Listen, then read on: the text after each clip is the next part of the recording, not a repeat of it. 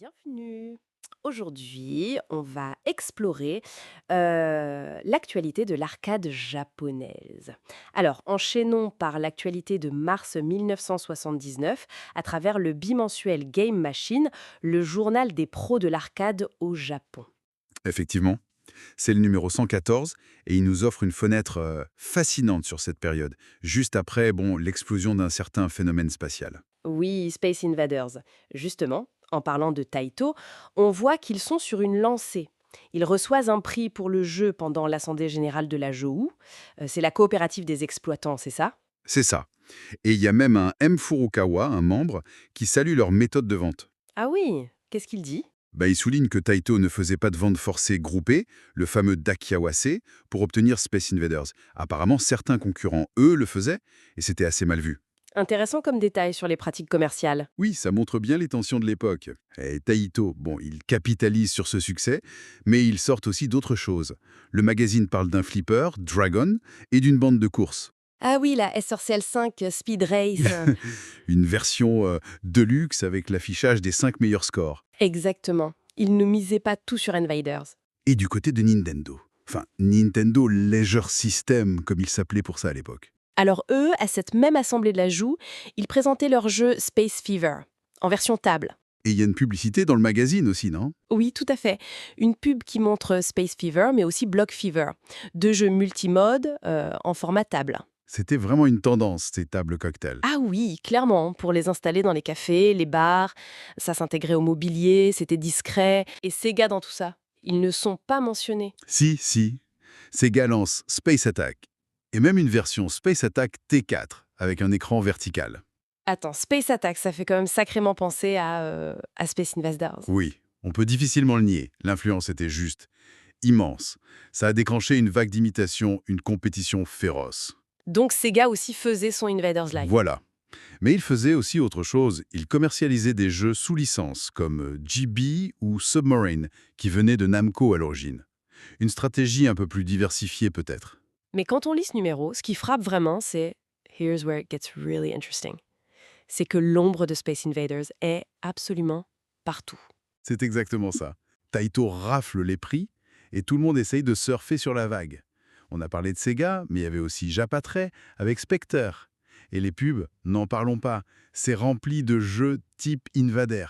Il y a même des kits d'adaptation. Oui, des Space Micom Kit, Space Block, pour modifier des vieilles bornes et les transformer en jeux type Invaders. Ça montre l'impact incroyable d'un seul titre. C'était presque une fièvre. On a évoqué les tables cocktails de Nintendo. C'était donc une autre grosse tendance. Oui, on le voit bien dans les publicités. GT Block Challenger, plein de clones d'Invader. Ce format table, ça permettait vraiment d'élargir le marché au-delà des salles d'arcade pures. Intégrer le jeu vidéo dans des lieux de vie quotidienne. D'accord. Le magazine aborde aussi un autre sujet un peu plus social, les jeux de médailles, le Medal Games et les mineurs. Oui, c'est un sujet important à l'époque. Ces jeux où on gagne des médailles, pas de l'argent directement, mais échangeables contre des lots. C'était populaire, mais ça soulevait des inquiétudes.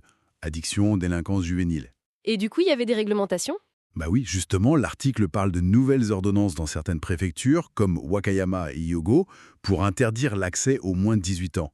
Et en parallèle, la JA, une autre association pro, essayait de mettre en place une sorte d'autorégulation. C'est intéressant de voir ces aspects-là aussi.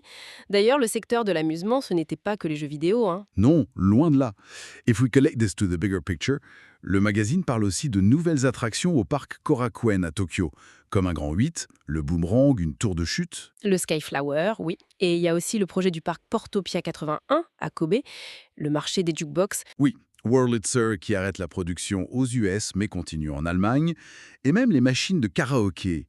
Ça montre bien la diversité de ce qu'on appelait l'amusement à l'époque. Un écosystème très riche. Et quelques brèves pour finir. J'ai noté la faillite d'Uniplay Sankey, un distributeur. Ça rappelle que le business pouvait être rude. Tout à fait. Et à l'international, une petite note sur Nolan Bushnell, le fondateur d'Atari qui venait de partir. Il se lançait dans son nouveau projet, Pizza Time Theater, Ah oui, le concept de restaurant avec des jeux d'arcade. exactement. Combiner restauration rapide et jeux. Un des premiers exemples de ce qu'on appellera plus tard le Location-Based Entertainment. Assez visionnaire quand même. Et l'anecdote amusante pour la fin, l'hiver rigoureux à Chicago qui a impacté la production, même celle de Space Invaders pour les États-Unis. Incroyable, non. Les aléas climatiques qui affectent la distribution mondiale d'un jeu vidéo japonais. Ça montre déjà les connexions globales du secteur. So, what does this all mean? Finalement, ce numéro de Game Machine nous donne l'image d'un monde de l'arcade japonais en mars 79, hyper dynamique, presque monomaniaque avec Invaders, mais aussi en pleine structuration et déjà confronté à des enjeux sociaux. Exactement. Et this raises an important question. Avec cette focalisation intense, presque obsédante, sur Space Invaders et ses clones, on peut se demander quelle était la prochaine idée, le prochain concept vraiment neuf qui est en train de mûrir quelque part en coulisses, prêt à tout bousculer à nouveau. Une bonne question à laisser à nos auditeurs.